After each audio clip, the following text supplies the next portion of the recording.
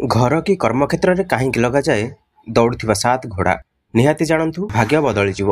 बंधुगण, मनीष हेउछि एक एमिति प्राणी जी कि निज जीवन अंतिम समय पर्यंत किछि ना किछि इच्छा पूरण करिवार आशा रखि थाए। छोट बेल ठारू आरंभ करी बड़ हेबा पर्यंत अनेक लोकंक मनरे अनेक किछि इच्छा पूरण करिवार थाए। जहा सब पूरण करिबाकु हेले आमकु टंकार मध्य दरकार पड़ी थाए। तेबे एही टंका पाइबाकु हेले आमको रोजगार करने पड़ी थाए। हेले अनेक लोक कठिन परिश्रम करी मध्य निजर सब इच्छा पूरण करिबार सफल होई पारंती नाही। हेले जदि निजर परिश्रम जारी रखिबा सह किछि वास्तुशास्त्र हिसाब रे काम करिबा तेबे बेले बेले आम जीवन रे बहुत बड़ किछि भल परिवर्तन देखिबाकु मिली थाए। कारण अनेक समय रे मनुष्यर कठिन परिश्रम सहित तार भल भाग्य रहिबा मध्य दरकार होई थाए। सेति पई आमे आज आपनको दौड़ुथिबा घोड़ा विषय रे एमिति किछि टिप्स देबाकु जाउछु जहा आपनको सफलतार मार्ग रे आगकु नै जिवो।